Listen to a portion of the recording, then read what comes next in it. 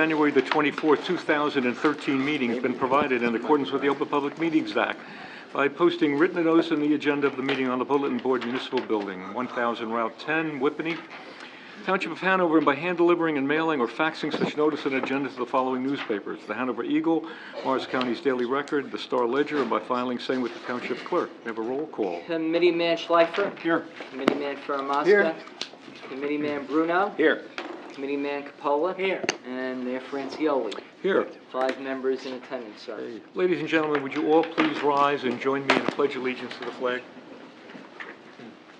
I pledge allegiance to the flag of the United States of America and to the republic for which it stands, one nation, under God, indivisible, with liberty and justice for all. Thank you very much. Please be seated. Okay, sorry we're running a little bit late. A little discussion in conference session. At this time, gentlemen, if I have a motion to open the floor to the public for any Second. hearing. Second. All in favor? Aye. Okay, ladies and gentlemen, the floor is open. If you'd like to address the Township Committee at this time, you can do so from the podium, giving us your name and address for the record. And the floor will be open again at the end of this meeting, and you have an opportunity to comment as well. Carol, how you doing? I'm doing well, thank you. Carol Fonchenko, Malapartis Road in Whippany. Carol, move that microphone right in front of you. There you go. What I have gleaned from what I just heard in the back is the basic fact is that one of the prime reasons that this quick check application for Route 10 and Jefferson Road is even being considered is because they will do road improvements at their cost. Can't hear. You can't hear me? You can't hear me? Is the mic turned on? Is that on? Is that on? It's not on? Tap on it, Carol, tap on it. It's not on. It's on. Yeah, this You can- system's you got to can- be worked Come on. on, so. You can take it out of that and just hold it, Carol. Or just shout at us. We're good at that. Doesn't bode well. Well, what about coming up and there's 4 microphones here? Could use that too. We could sit, Carol, why don't you use one of these, sit down and use one of these microphones? But don't get too comfortable. You got 4 minutes. Okay.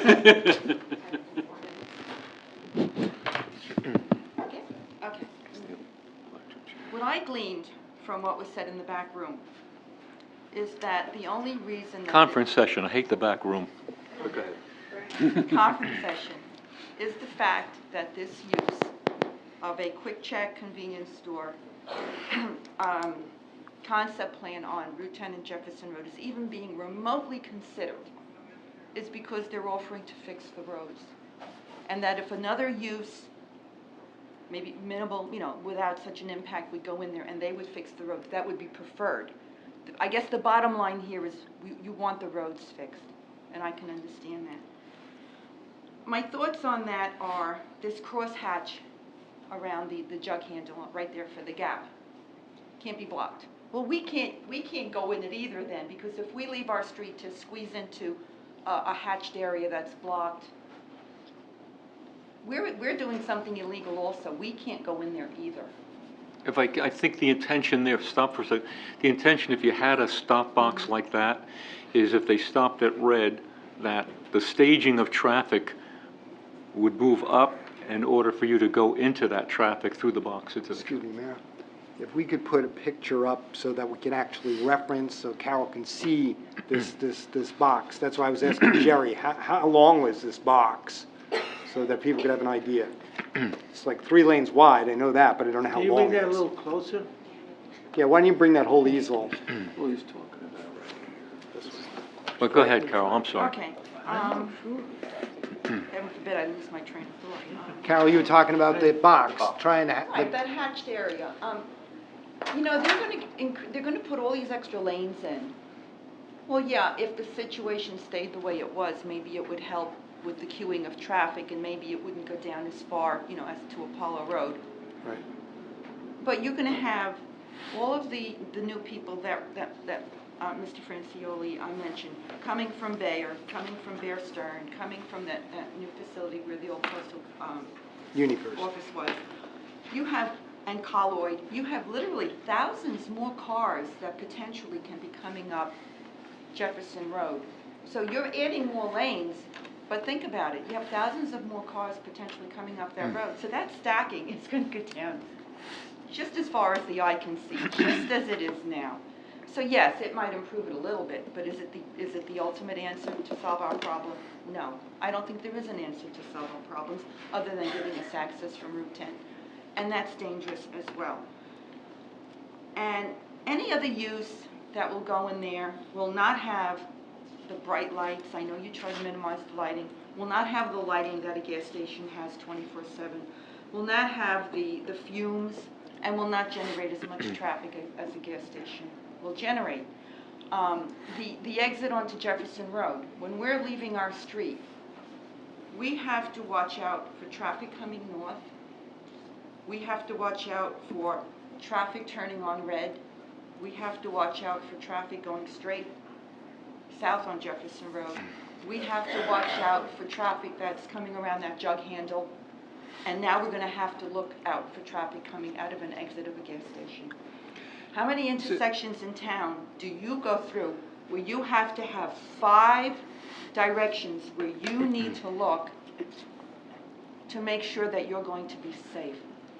We have the traffic expert here. Is it possible to address the possibility of putting a traffic light in there to allay some of these concerns? Because I had the same question, the same issue. I see this don't block the box, but I don't know that that's necessarily going to solve this problem. We won't be able to block the box either. And if they give us an entrance only on Ukraine Road, that's all well and good, but they're going to have to give us a public access easement to go through there, to go out on Route 10, because you just can't go into a gas station, not buy gasoline, and you use it as a through street. Right. You need to have some sort of That's right.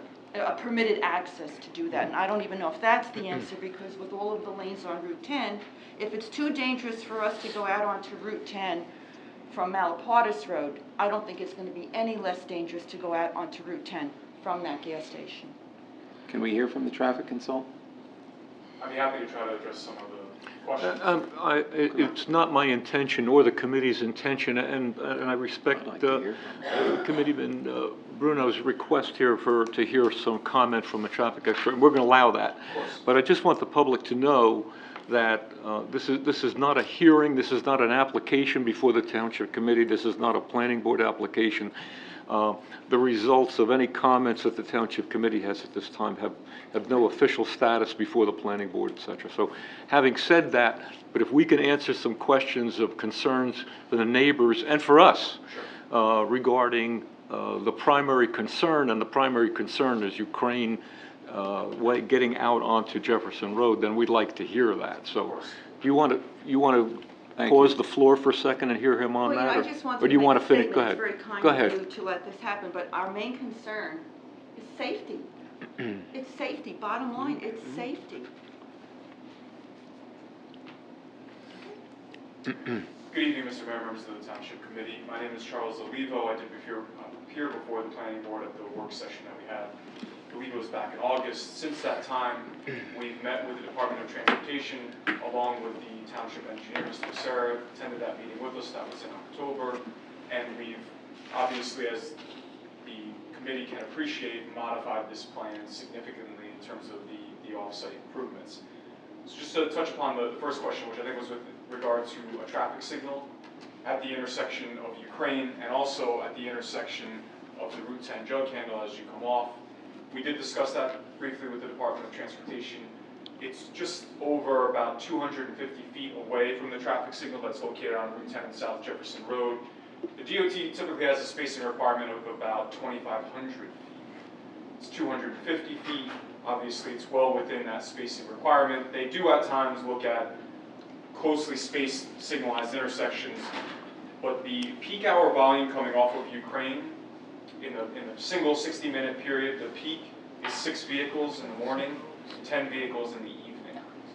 It would very likely not meet traffic signal warrants. It's not something that the Department of Transportation believes is an appropriate mitigation tool at this. What was the time for that traffic movement that you just gave me? It's a peak 60-minute period. I believe it's 8 a.m. to 9 a.m. in the morning and 5:45 to 6:45 in the evening. And what did you come up with? 6 vehicles?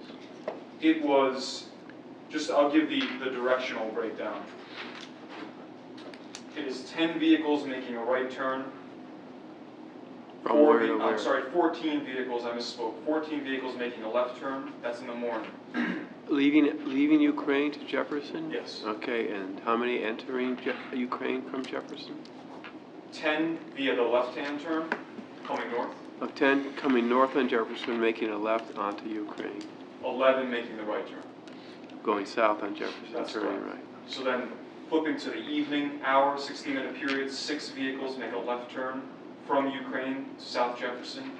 4 vehicles make the right turn. In the evening, coming north, making a left turn onto Ukraine is 7 vehicles.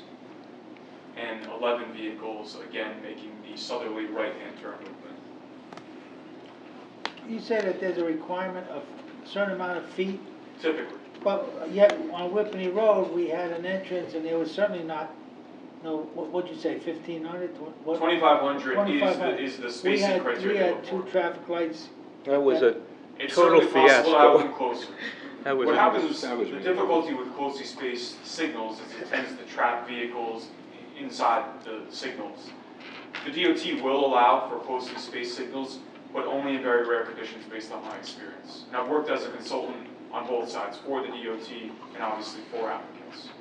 So that speaks to the traffic signal. What we've tried to do as part of the off-site improvements, which are, in my opinion, significant, certainly from the right-of-way dedication perspective, and then also in terms of cost, the total intersection improvements that were conceived by the Department of Transportation in 2006 are about $2 million with just equipment and roadway.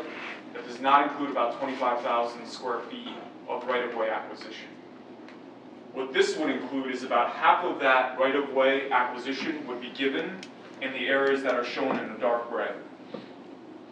So essentially along the frontage where the proposed quick check would go, that is conceived to be dedicated as part of the improvements that would be constructed by the quick check. In addition to that, if you're familiar with this intersection, I'm sure everyone is, there's very old equipment out here. They're aluminum K poles they're sometimes referred to. The problem with those types of poles is that they don't span very long in terms of the structural capability. What that means is trucks tend to hit them a lot because they're very close and tight on the intersection. The proposal here would be to take the curb line that's located at the corner of Route 10 and South Jefferson Road, push it back about 30 feet, put in new traffic signal equipment, new crosswalks, countdown timers like you've seen at newer intersections. There's none of that out there today, no pedestrian signals whatsoever. Brand new signal equipment at all 4 corners of the intersection would be provided. And additionally, I know that's been spoken about by the committee to some length, but 5-lane section, 3 lanes in a northbound direction, and 2 lanes in a southbound direction. One of the most significant benefits, I think, of the change, which is probably one of the smaller ones, in some ways, just in terms of striping and things, is that lateral shift that happens. When you're driving south on South Jefferson Road, you're basically head-on with northbound traffic. By the quick check property dedicating the additional pavement, that shift would be essentially cleared up. It would be aligned. The WL line on both sides of Ukraine Road would be aligned. So I actually think that's one of the most important changes. Just that type of misalignment is something that you really don't see at an intersection like this. This intersection carries about 40,000 vehicles a day. Route 10 is a major regional artery. South Jefferson Road is a critical artery. We spoke about the fact that there's a significant amount of development off the page to the south that would then be coming through this intersection. So the northbound approach would change from 2 lanes to 3 lanes. Those 3 lanes would be about 230 feet long to where you get to the do not block, the striping section. That can hold about 12 vehicles in each lane. So you immediately have a 30% increase in capacity as a result of bringing more vehicles up to the intersection. Obviously, the next stages of any type of application would be for our office to study the queuing patterns as they occur today, and then as they would occur with this proposed improvement in place. Based on my experience, certainly with intersection redesign, this is a significant improvement that is being made as part of the application that's before you. upwards of about $600,000 in terms of the improvements that are being proposed. The signal, the equipment, utility pole relocation, as well as pavement. In addition, what's very different from the last time we were before the planning board is the improvements along Route 10. What would be constructed is a right turn lane. There'd be a 4-lane approach. Today it's 3, and a shared through right turn lane exists. In the proposed condition, there would be an exclusive right turn lane. This is a very strong movement that occurs today under existing conditions in terms of that easterly flow to a southerly flow. That right turn movement onto South Jefferson Road is significant. Under existing conditions, in the northbound flow in terms of the left-hand turn traffic, during the evening peak hour, there's about 550 vehicles that make that left turn. That's an immediate sign of the need for a double left turn lane and separated through lane, and that's what we're proposing to do here. Also, I know has been spoke about previously, what we're proposing to do here is have essentially what has been discussed before, which is the stop here on red, which would allow for a more orderly dispersion of traffic from Ukraine onto South Jefferson Road. As South Jefferson Road clears on the northbound approach, that vehicle could then wait for someone to make a left turn out of Ukraine Road. Again, the traffic volume, with all due respect to the people that live on Malpartisan Ukraine Road, the traffic volume coming from that leg of the intersection is extremely small, particularly on the order of, as I mentioned, 14 or 6 vehicles making that left turn. That's about a vehicle every 6 minutes, a vehicle every 10 minutes coming off of that roadway, as compared to what we've talked about, which is thousands of vehicles during an hour moving on these other roadway systems. But in the proposal, we have talked about obviously the improvements to bring more of the vehicles up to the intersection, which would then allow motorists to get off of Ukraine Road easier. As I remember it, there's also a 4th lane going northbound, but that would take place if the Ukrainian church property were to develop. It's 15 feet of a taking on their side would give you the 4th lane. So this proposal would give us the 3 at this time prior to any additional developments to the other side. That's correct, and the signal pole equipment would be located in such a way where once that right-of-way is acquired, that 4th lane can be dropped right in, and you don't have to relocate any signal pole equipment or anything like that. That can sometimes be a very expensive element. Right-of-way acquisition is many times what can either delay or sometimes even stop capital improvement projects from happening. I think to some extent, in speaking with the Department of Transportation, in the 10 to 15 years that this project has been conceived, and then in about the 8 years that it was designed with an initially preferred alternative, what has really come to pass is the lack of funding and the lack of right-of-way to be able to construct it. In addition to that, for everyone that drives by this probably on a daily basis, there are buildings right up against the road that block your visibility from whether it be Ukraine Road or even be motorists on Route 10. I think there's a significant benefit. One of my committeemen is taking his desk apart. I'm sorry. There's a significant benefit to opening up the cone of vision and sightlines. The nearest structure to what's being proposed here is probably somewhere on the order of 80 to 100 feet away from the actual edge of pavement of the roadway system. When you come to this corner today, there is a signal pole and a building right there. There always was in the DOT plan the thought of the complete demolition and taking of what I'm going to call Kathy's Corner. And the intent of that was to get that radius, as you show it, wider. We've had many issues with tractor trailers making that turn, taking the equipment out. That's a given. If I can ask, and I want to come back to the Ukraine intersection in a second, but when you were with the DOT, and Jerry, you accompanied the gentleman down there as well? Yes. Okay. DOT understood the kind of use on this site. They understood that it was going to be a quick check gasoline, gasoline by C-store, blah blah blah. And then they examined your traffic plan as it relates to what they had submitted. That's correct. Give us the benefit of it. What was the overview? We saw a letter from them. We have a letter from them. Township committeemen have a letter from them, which is known as a comfort letter. There is no approval. That has to be a formal application if in fact this were to go forward at all.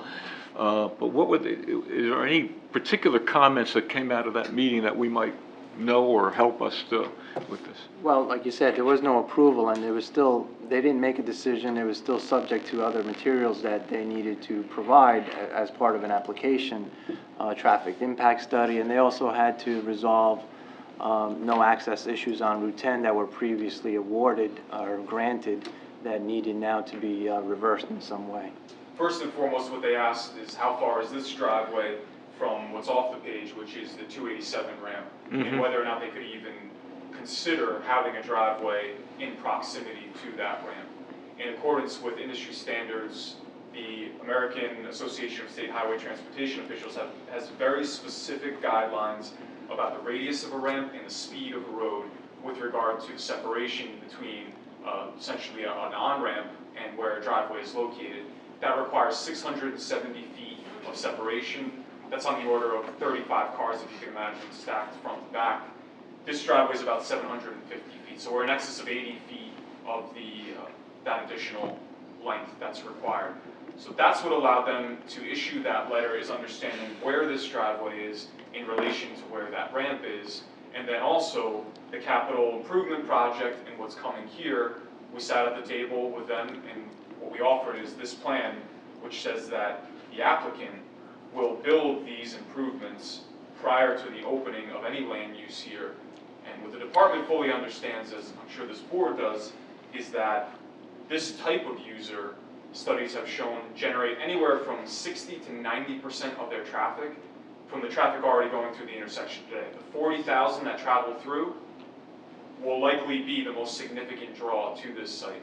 We've studied sites and roadway networks before and after convenience and gas have come in, and it's very difficult to distinguish changes in magnitude as a result of this type of user.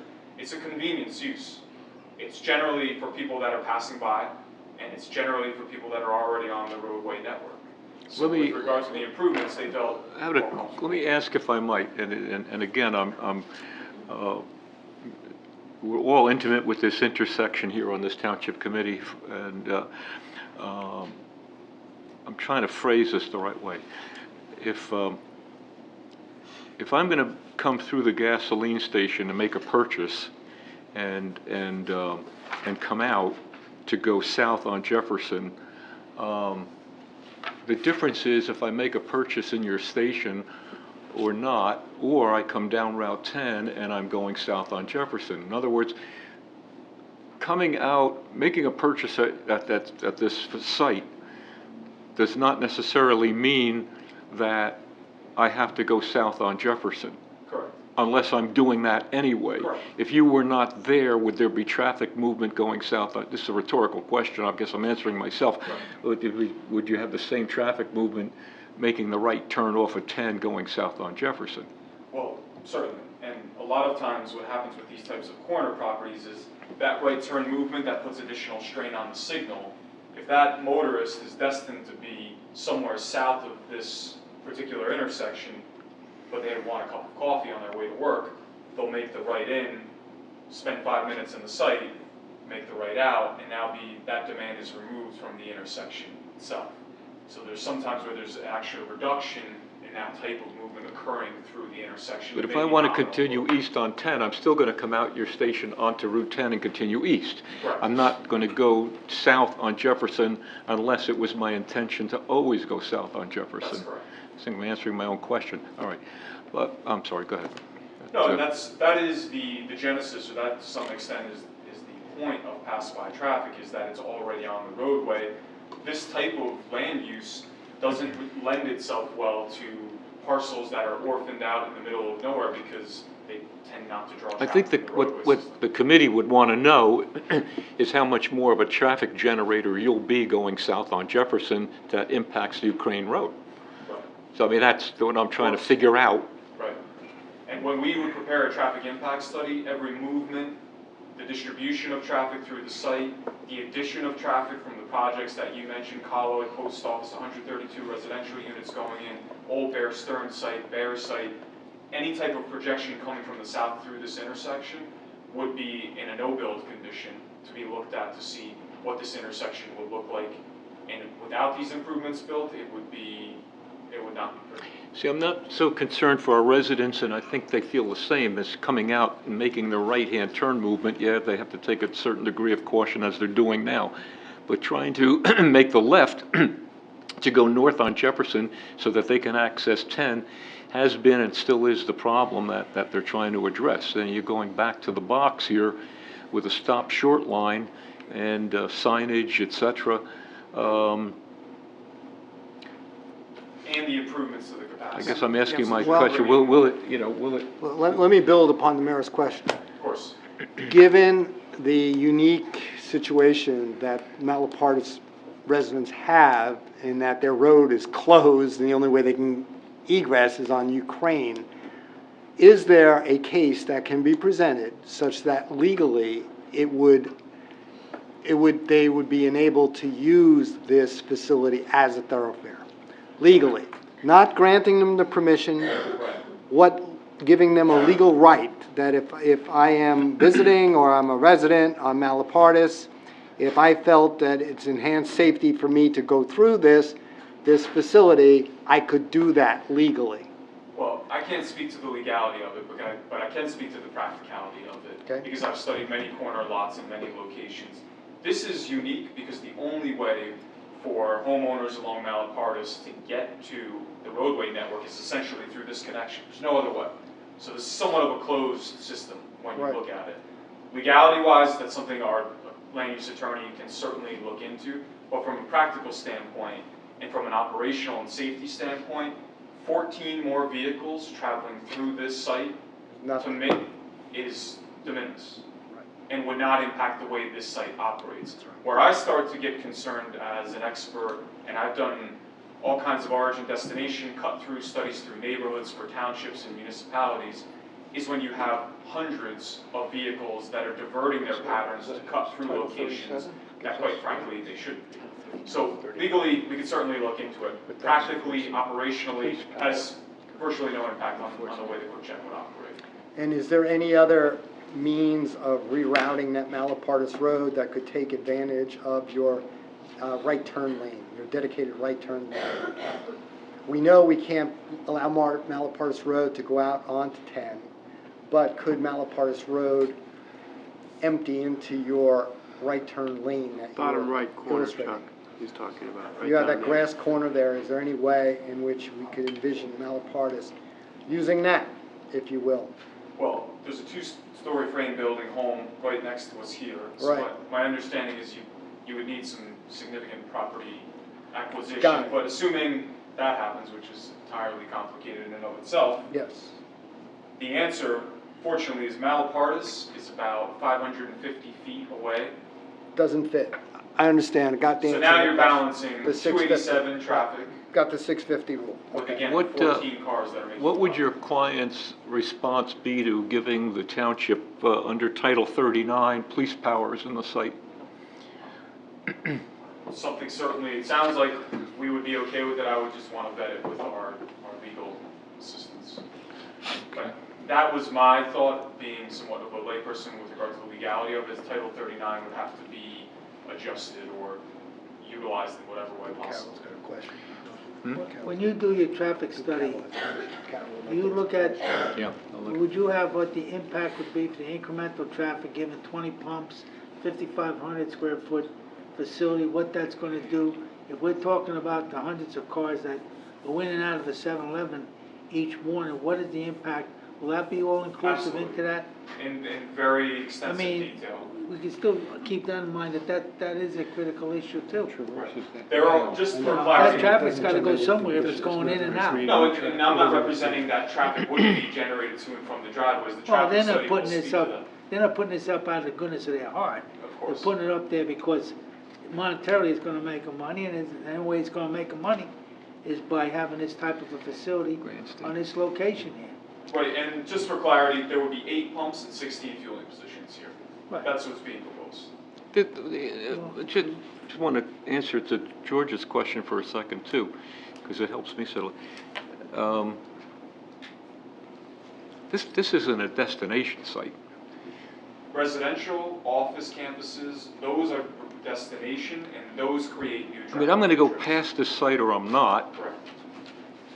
and I need the services or I don't. In other words, it's not gonna create additional traffic on 10 or Jefferson that would not already be there, is my point.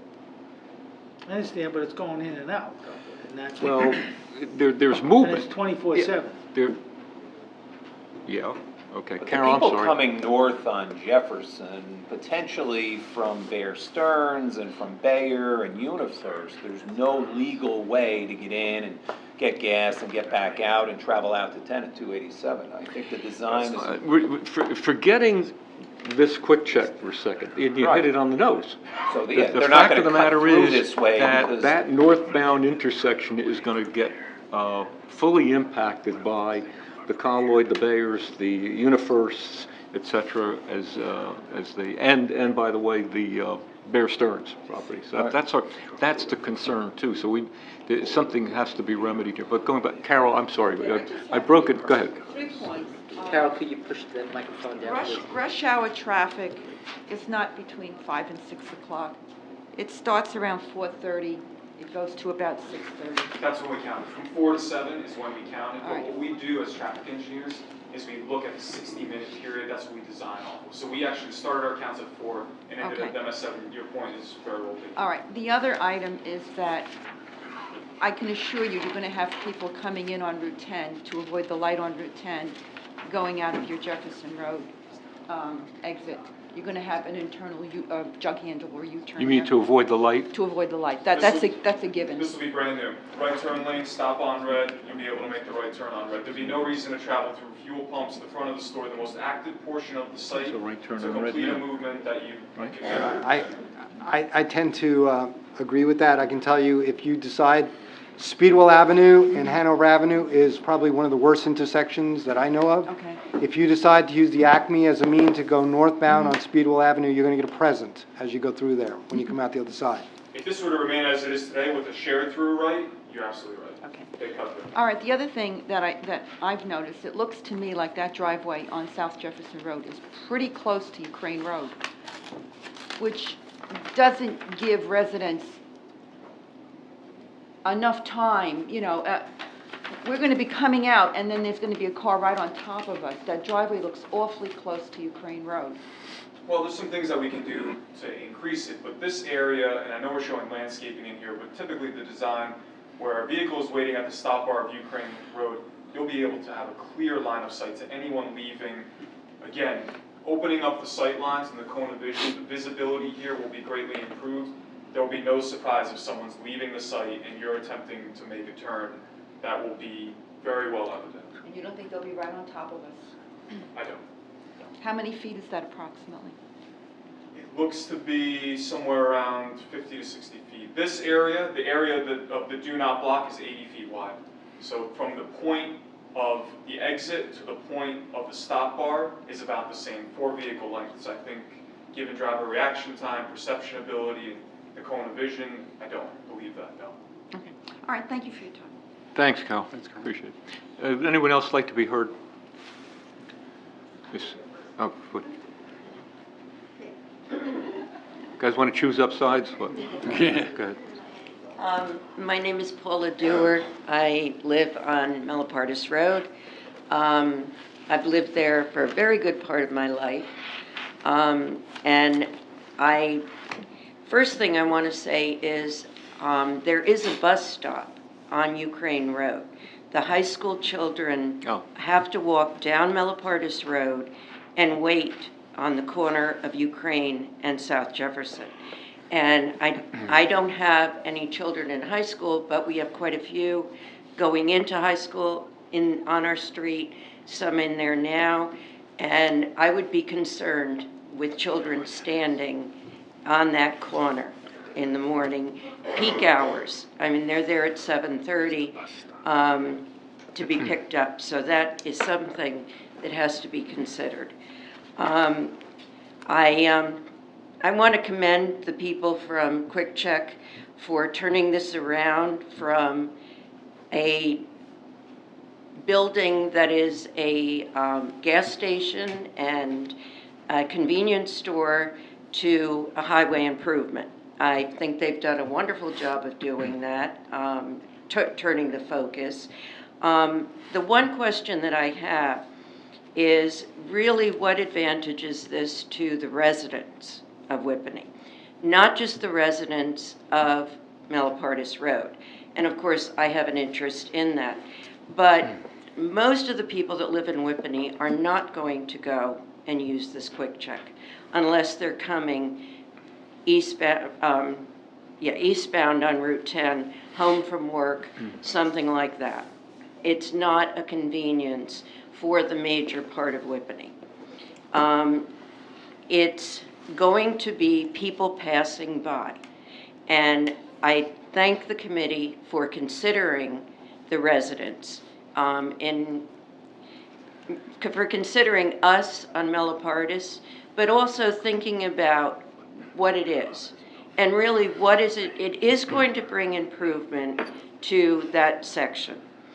But is it in the long run going to be something that we are going to say, well, you know, here's another one? My maiden name is Sauka. My father helped build this town. I'm very proud of him. And the one thing he always said to my family was, you knew you were in Whippany when you were on Route 10 because it was classy. And if you went in either direction, it wasn't classy. And I don't know if I would want the first impression coming into Whippany to be a gas station. And we do have enough, and we do have areas. The Shell station where Jack Sunoco was is approved to be this. Why does it have to be in this particular area? And I just ask you to keep on considering the residents. Keep on saying to yourself, what is this doing for my residents, for the people that pay the taxes, for the people that have been here for ages? And on Malapartis, you've got the backbone of your town. You've got the Ferences, the Corns, the Saukas, the, Keatsaks, the people that built this town. And, be thinking about other people you want to say, these are the people I'm concerned with. This is still a residential area. It's not. You say retail, and we understand that. We don't think there's going to be houses built in this area. But we also don't want to be the passerbys just because it's improving the road and giving us more problems with this road. And this gentleman keeps saying 14 cars. Like, you don't count. You're 14 cars. Well, we're 14 cars that have been paying taxes for longer than a lot of you people have been alive. My dad was here in the 1930s. The Corns were here in the 1800s. They were paying. We didn't go anywhere. I left. I came back. And I was so happy to say, I'm home again. I'm back in Whippany. And you didn't find people on that street leaving. You blocked us in. You closed off Route 10. You closed off, the other side for 287. And we're still here. And we're asking you, keep it safe for us.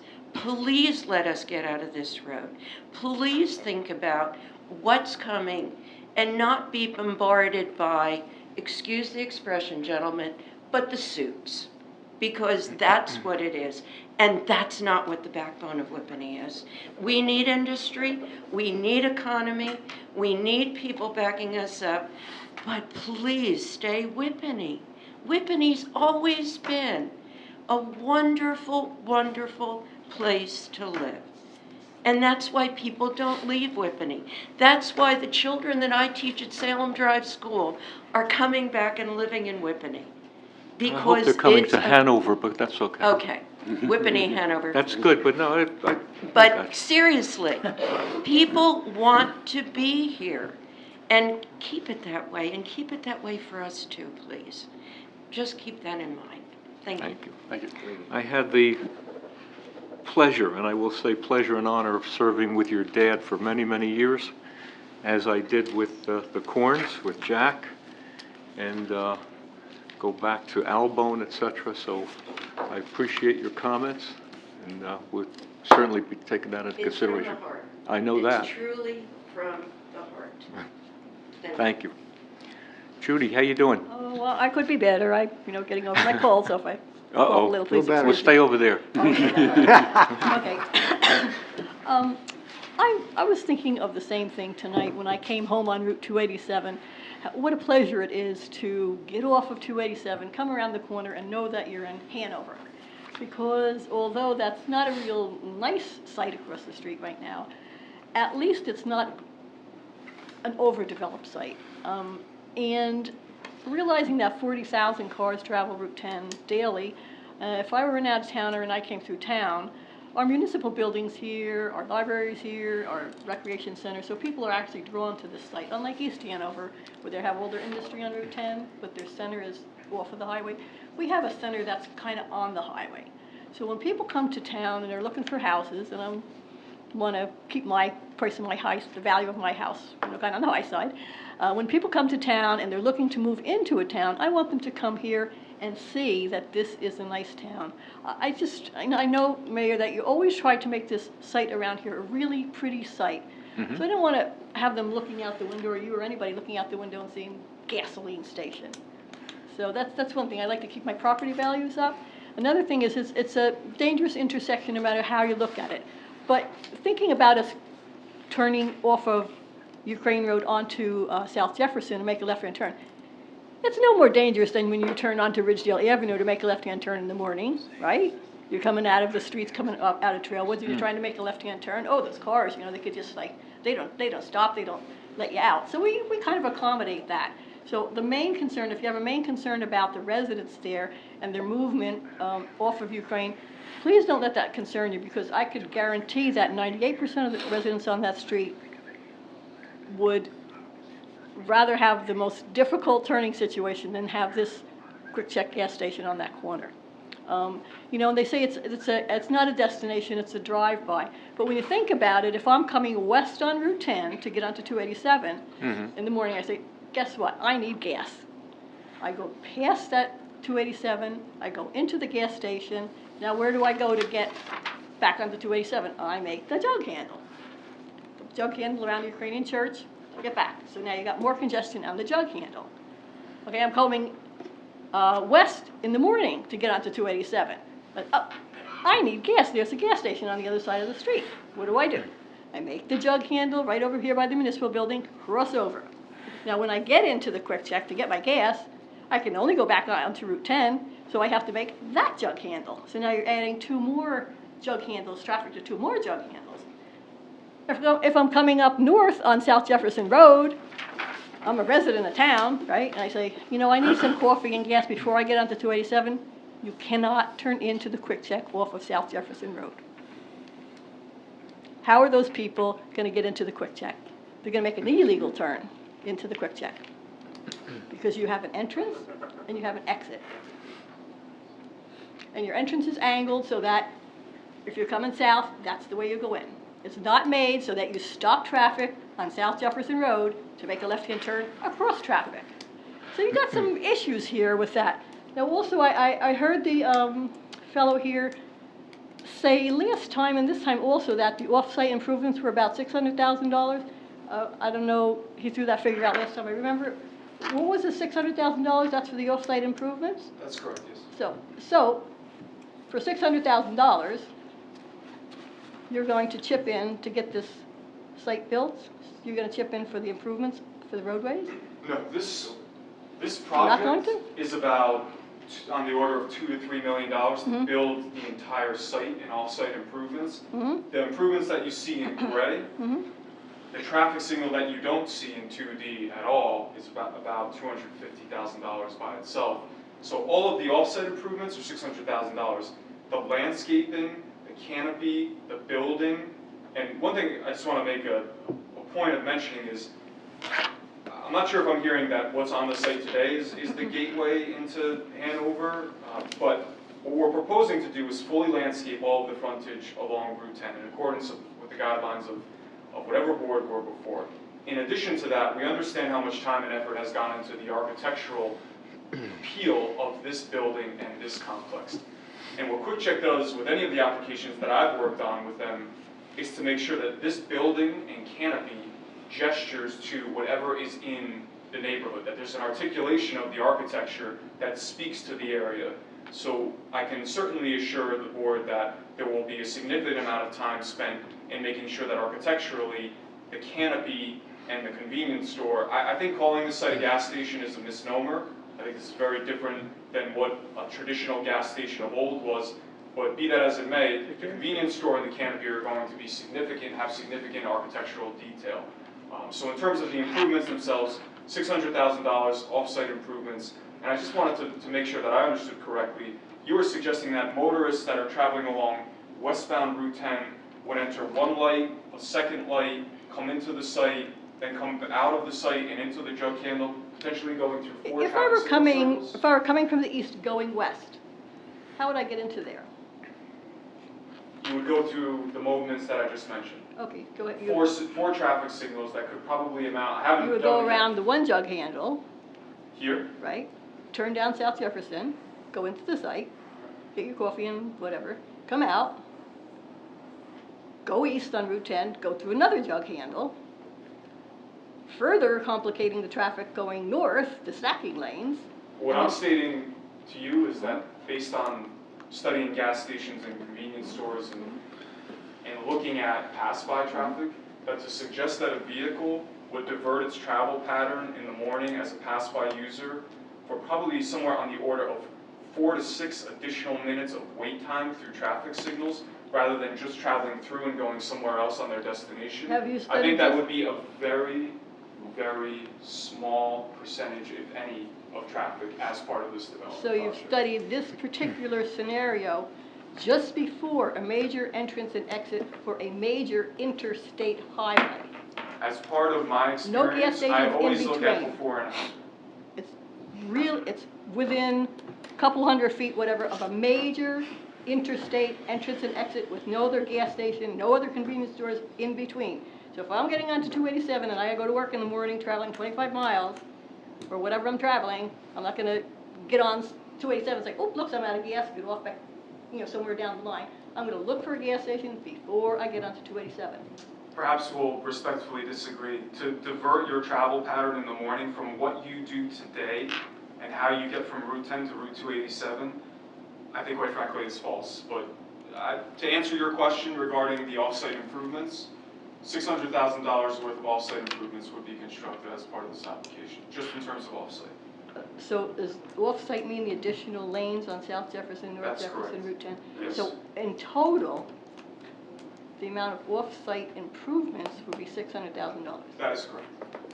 But that's offering the donation of the lands That is not necessary. including any cost That is, for right-of-way. when the state looked at this, they looked at acquisition of those additional lands to create the And roads. at that time, the land prices were really high, and now they're Yeah, rock that's why bottom. their price was Yeah, considerably, considerably lower. yeah, higher. And I thought I understood in the back, in the work session, that there was perhaps set aside $500,000 to $600,000 already for improvements to that intersection. So all you really have to come up with is, I'll say maybe $200,000 to $300,000 for any kind of a easement right away for that property.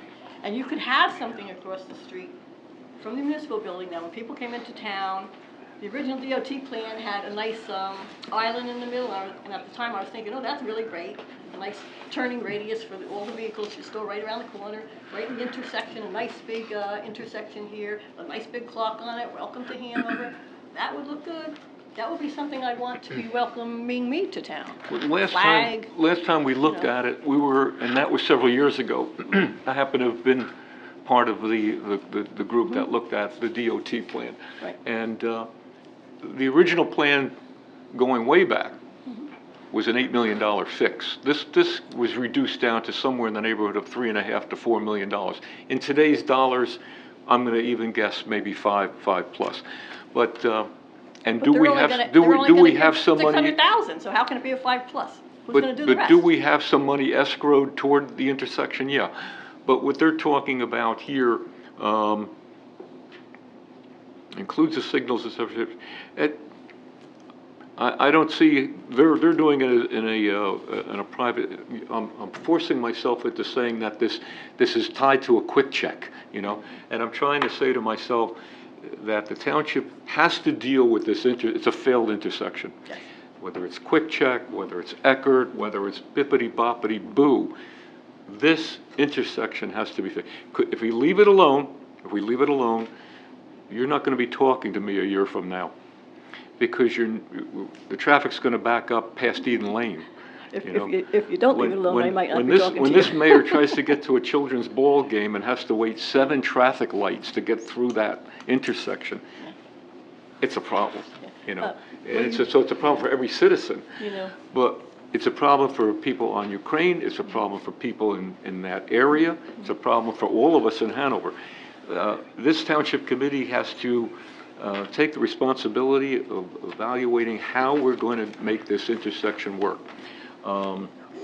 Again, if this isn't a quick check, and somebody else had come down the road, this improvement would be no different. We would demand a contribution to the improvement from them, whoever they are, okay? Fact of the matter is, before us right now is the quick check. But, You know, you brought something to mind which is really, I think, really important. And this is a failed intersection and a dangerous intersection. And the reason no significant amount of pedestrians have been hurt or killed at that intersection is because there's no pedestrian traffic at the intersection.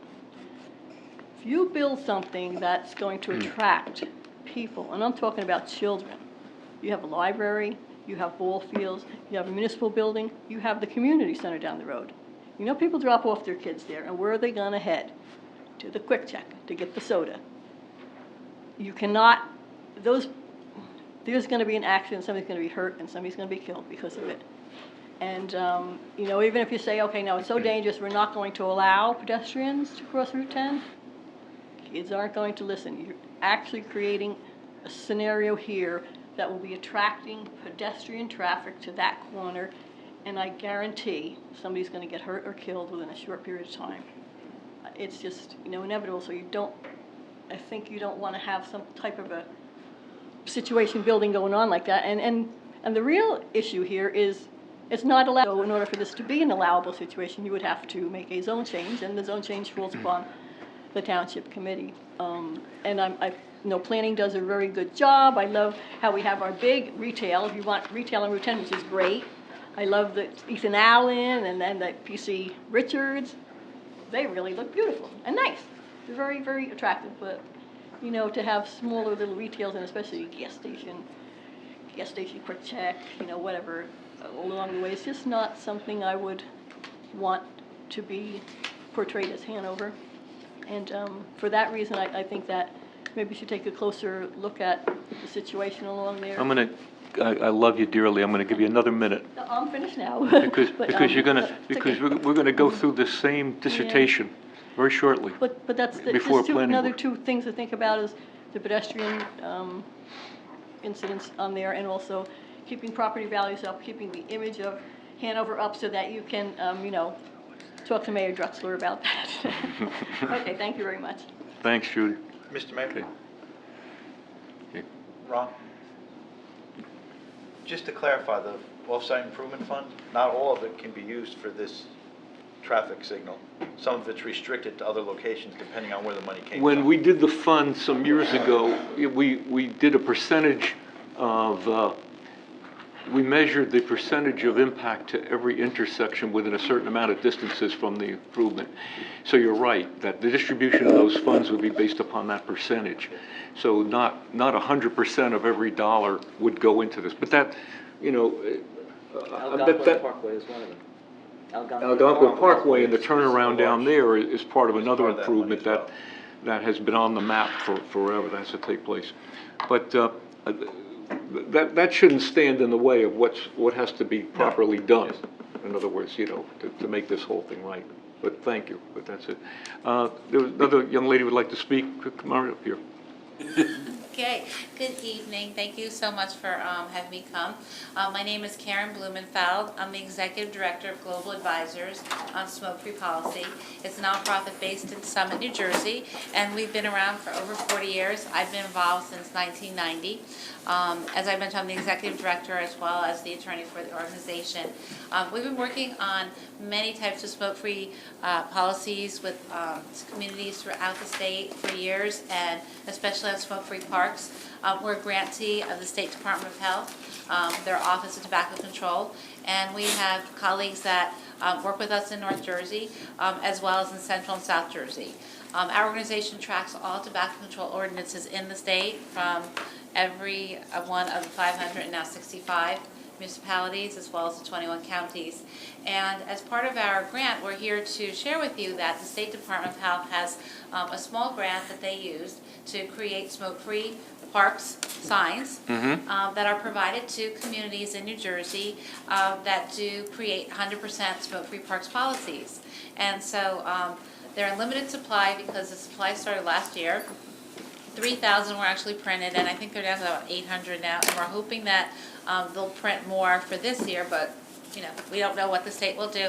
So we're very happy to see that you're looking at this issue tonight. And if in fact this goes through, we can coordinate with you how many signs that you need. As I was mentioning previously, Patterson, for example, we worked with Upstate County last year, and they got 200 signs because that's what they needed. So I think you have at least 6 large parks in your pool. And so I think you were guesstimating about 30 signs or so for Hanover. I just read some correspondence on that's a piece it. of cake. I got them in my car right now. Yeah, we'd have to. Take a moment, let's get them now before they run out. Should we get them out of the trunk now? They're literally in my trunk. They have 200 signs. In fact, my mother called me up on the phone. Just a little side note. My mother called me up on the phone yesterday because it was so windy. She's like, "You need to put bricks in your trunk because you know it'll keep your car weighted down." I'm like, "Mom, I got 200 metal signs back there. I think I'm okay." But in addition to the signs, a customized sticker that will have your ordinance number will be mailed to you so that your DPW or whoever's going to be putting up the signs can put that on there. The program is really about educating the public on the benefits of smoke-free parks policies. And what I mean by that is that we try to encourage kids never to start smoking and using tobacco. And the best way that the Center for Disease Control and all public health advocates agree is that if you can normalize smoke-free environments, that's what really works. So we already have that inside, right? And we're trying to work on this outside in places where people congregate to engage in physical activity and to relax.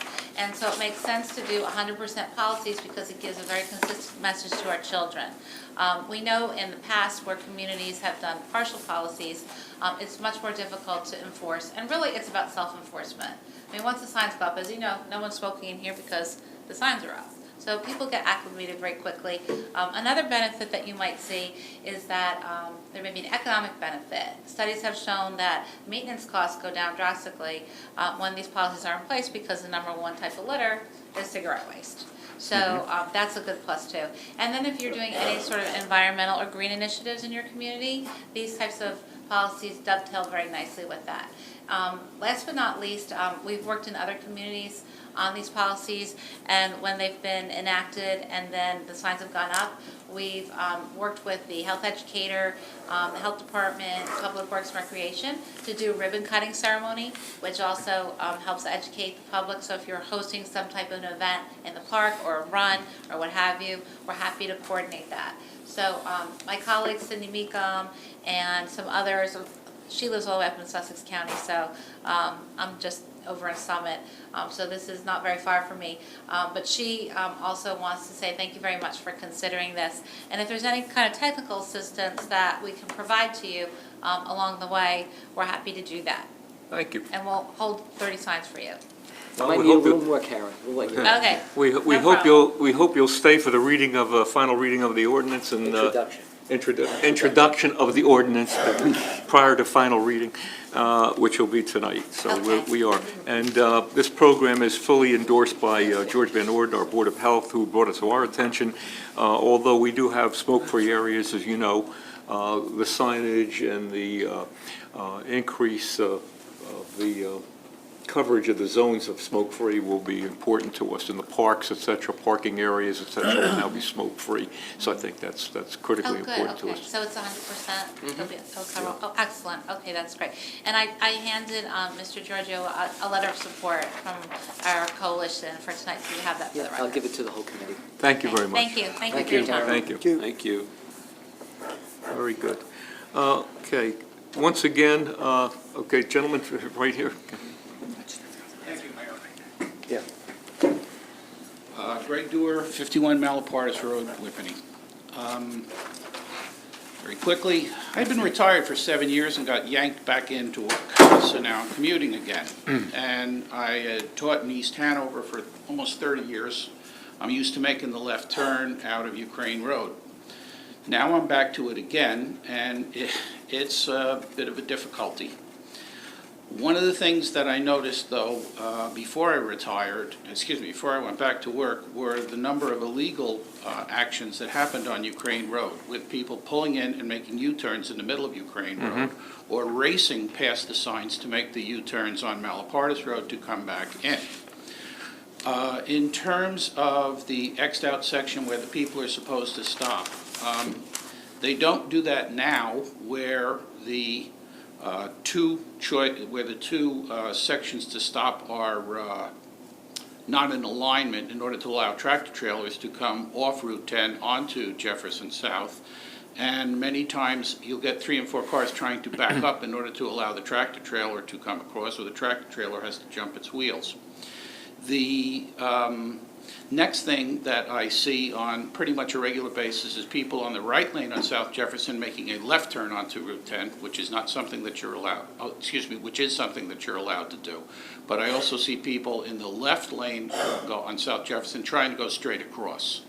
You've got a number of people not following the rules, and in a perfect world, what he's describing probably works, but unfortunately there's a lot of people that are me-centered and they do what they want to do.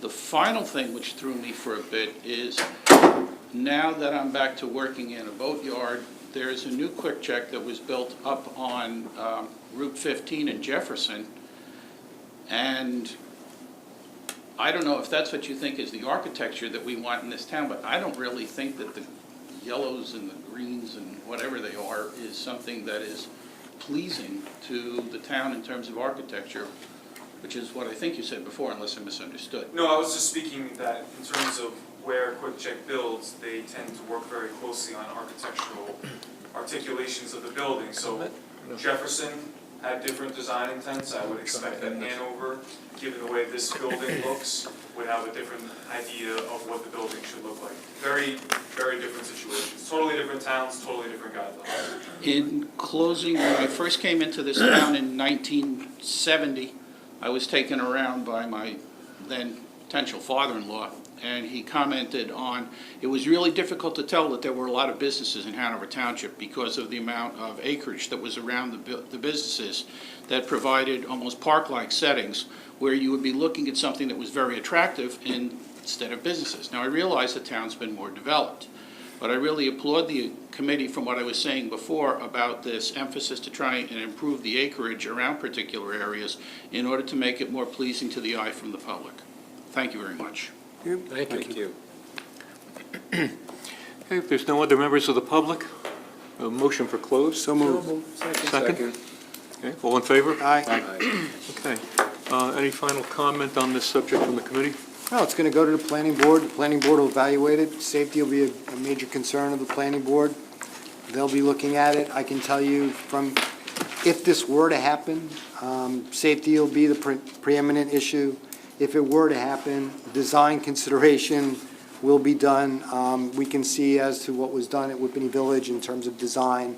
So the planning board is really working hard, trying to have a look and a feel in Hanover Township, on Route 10 especially, that we're going to be proud of. We're not looking to accept whatever corporate entity wants to come in here and wants to put their stamp of their colors. Planning will not be very conducive in terms of supporting that.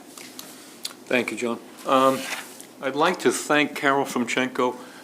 This was very short notice tonight, and usually we would send notices out to our neighbors in that area of such an event like this tonight, to inform them, because it is certainly not the Township Committee's intention to have agendas like this in a vacuum and without your input. I reached out to Ms. Fomchenko, who graciously informed her neighborhood of tonight's event, and to be quite honest, I'll probably, Carol, use you as that conduit in the future, because I've heard some sidebar comments that came through on this, but just want to make it clear that you're doing your best to keep your neighbors informed, as we to you. So thank you. Okay. Any other comment from the committee? No? Mr. Administrator. By the way, thank you very much.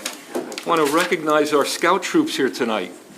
You're getting a lesson in municipal government, huh? All right. Whether they like it or not. And boy, did you pick a night. Yeah, pick the good one, I don't know. They picked a good night.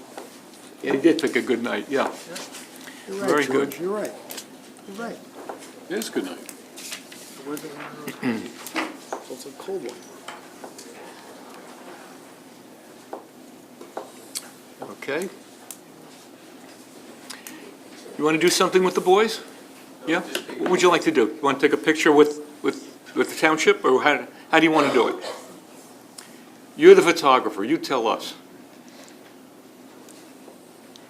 Take a picture with the mayor. Yeah? Why don't you have them stand up in front and there you go, Mayor. Okay, Mayor. Guess I gotta button my jacket. Good. Hey, fellas, come on. You know what? Stand right over here in front of these guys, so I don't look as ugly. All right. There we go. That's proof of the fact that you're here. And if they don't give me your merit badge, come see me.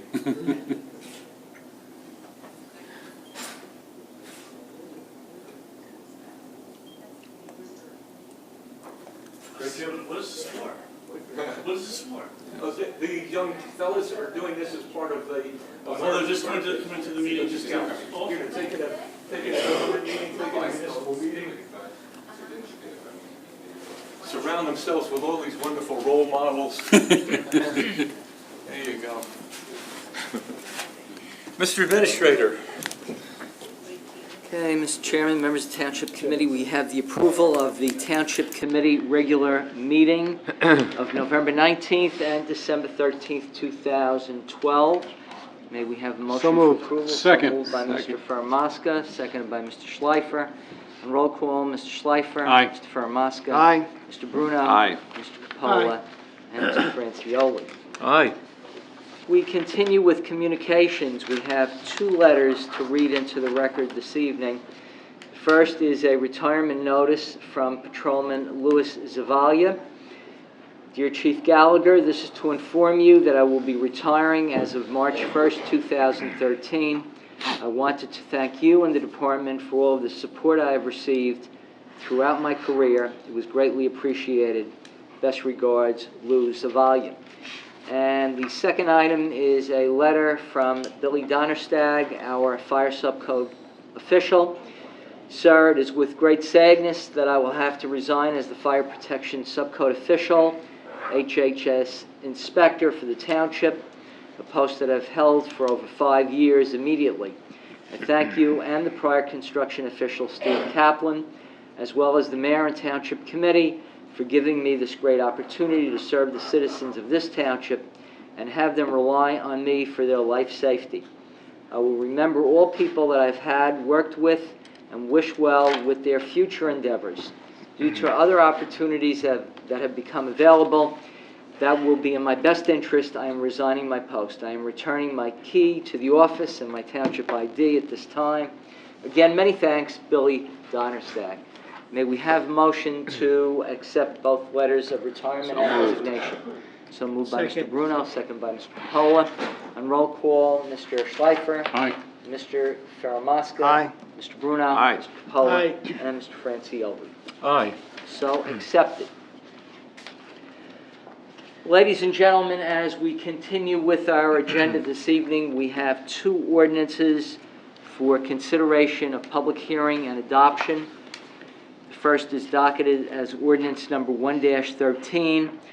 This ordinance amends and supplements section 61-13-2 entitled Holidays under chapter 61 of the Code of the Township, entitled Salaries and Compensation, Personnel Policies.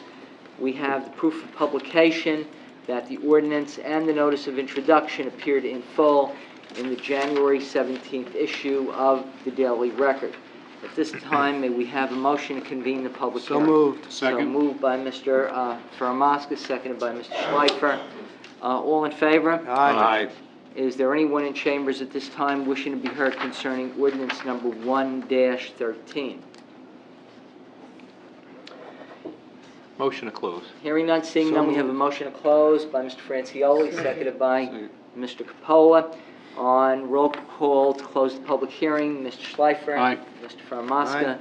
Mr. Bruno. Aye. Mr. Capola. Aye. And Mr. Francioli. Aye. Now, on adoption, be it resolved that an ordinance entitled An Ordinance of the Township Committee of the Township of Hanover, amending and supplementing Section 61-13-2, entitled Holidays under Chapter 61 of the Code of the Township, entitled Salaries and Compensation, Personnel Policies, be passed on final reading, and that a notice of the final passage of the ordinance shall be published in the January 31st issue of the Morris County Daily Record. May we now have a motion on adoption? So moved. Second. So moved by Mr. Faramaska, seconded by Mr. Schleifer. On roll call for adoption, Mr. Schleifer. Aye. Mr. Faramaska. Aye. Mr. Bruno. Aye. Mr. Capola. Aye. And Mr. Francioli. Aye. So adopted.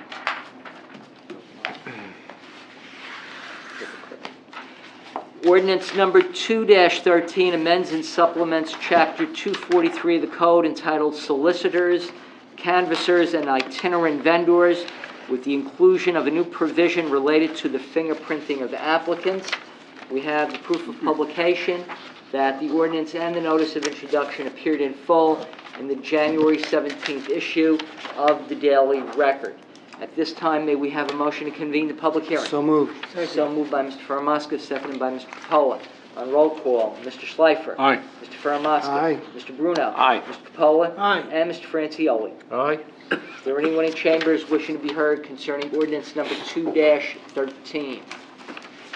Seeing none, hearing none, may we have a Motion to motion? close. Have a motion by Mr. Faramaska. Second. Second by Mr. Bruno. All in favor? Aye.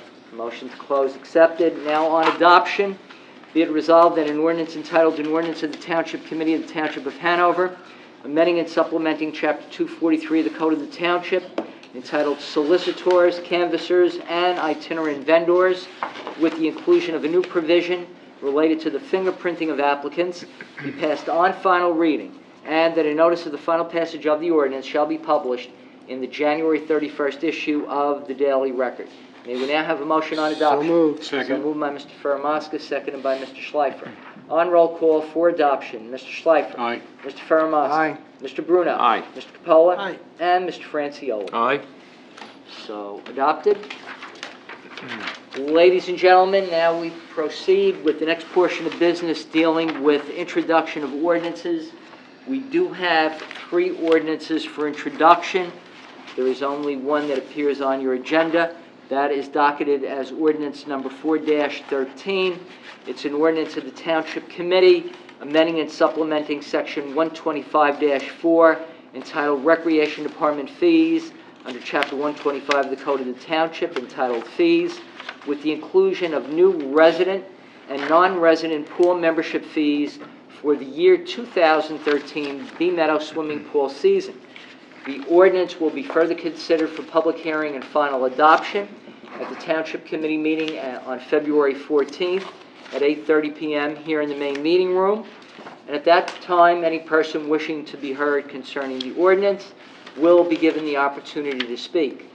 The notice of introduction along with the ordinance will be published in full in the Daily Record in accordance with law.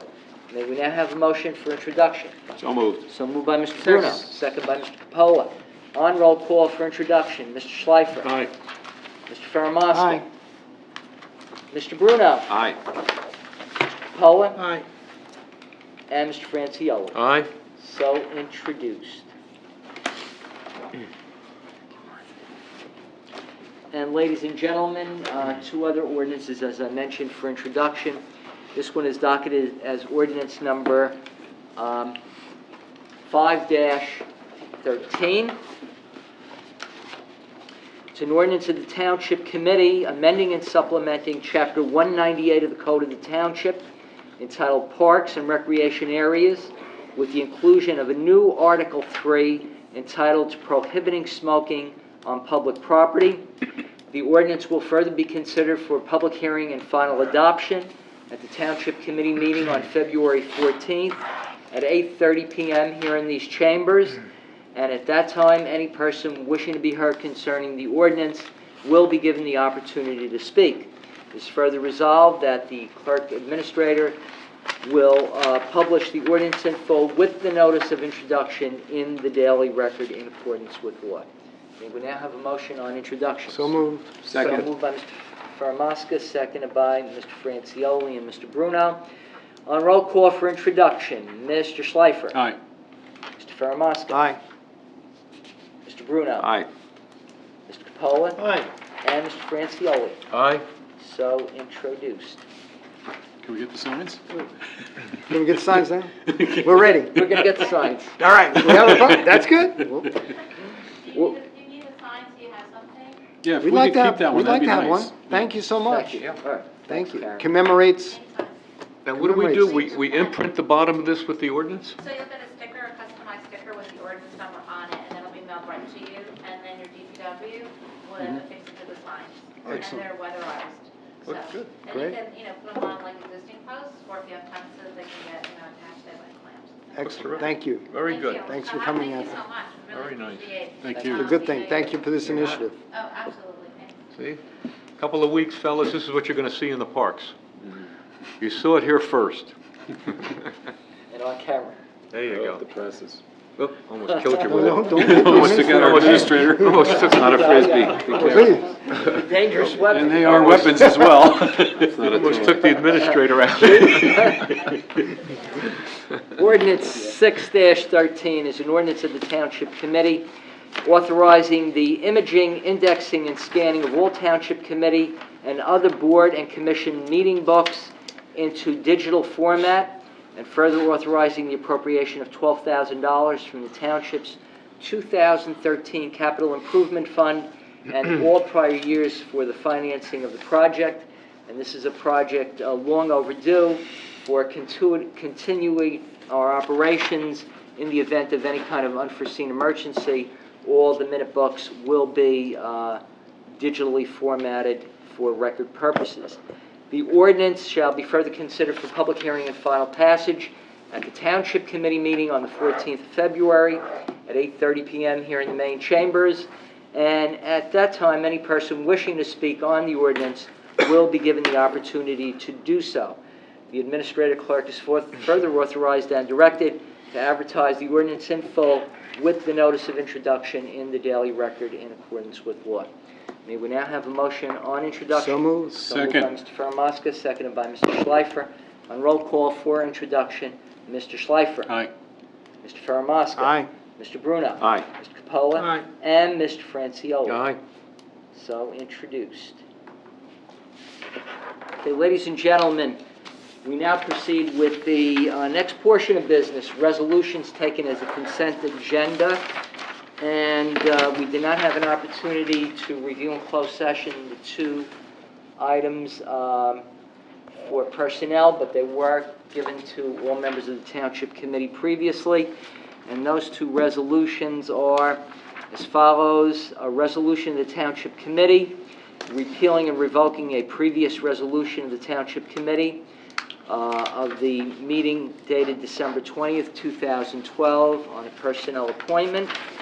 And the other resolution is a resolution of the Township Committee appointing Eileen Saxton of 189B Meadow Parkway to serve as a temporary interim part-time Violations Bureau clerk assigned to the Shared Municipal Court Violations Bureau, and establishing her compensation at $22.50 per hour under Job Group 4 of Salary Guide C, as set forth in Salary Ordinance 14-12.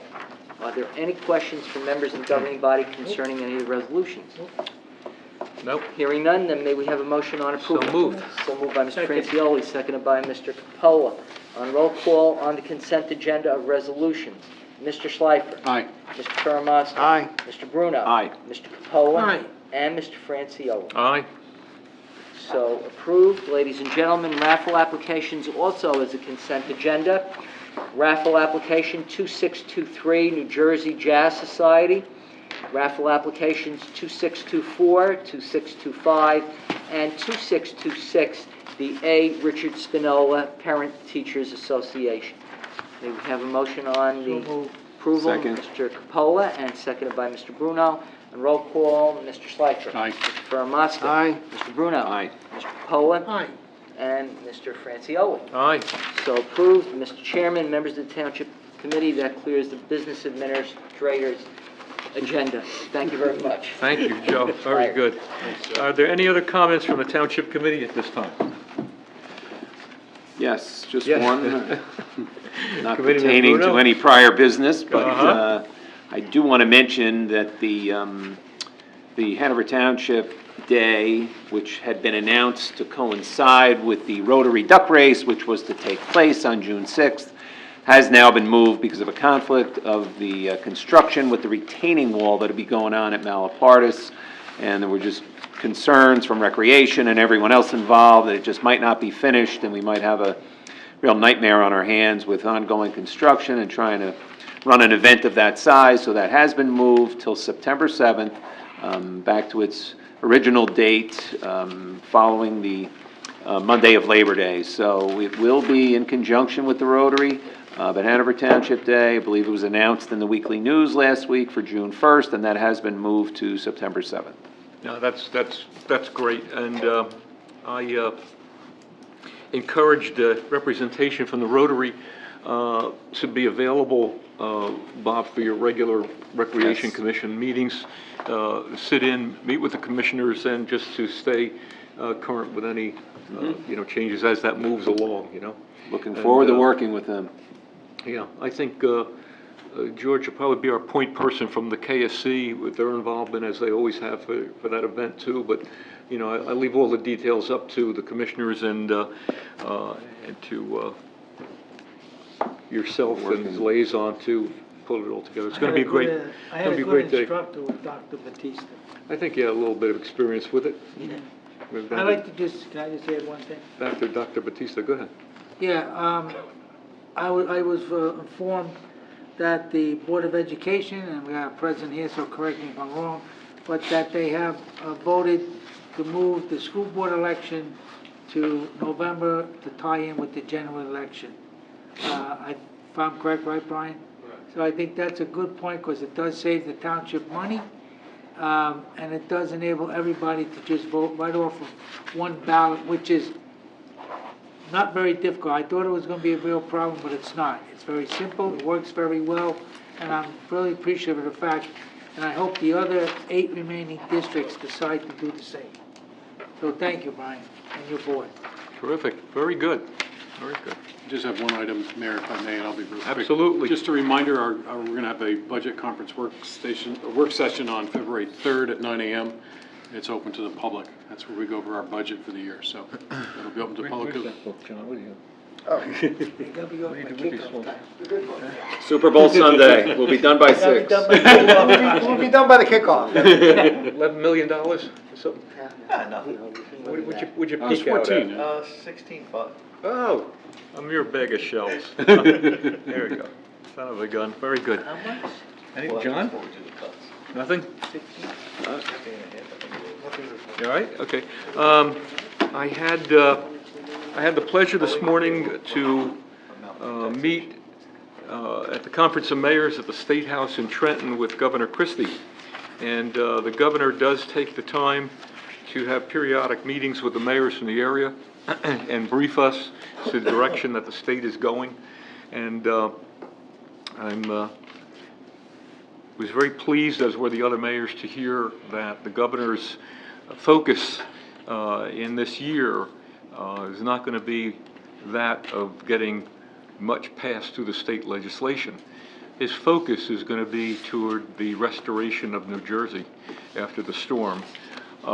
He intends to put a great deal of emphasis on the shore communities. We are, and he is hopeful of having those very valuable tourist areas and communities restored by this summer, at least the boardwalks and so forth. The statistics of that storm were astonishing. Some 47,000 homes were completely destroyed. Some 360,000 homes were damaged in one way or the other.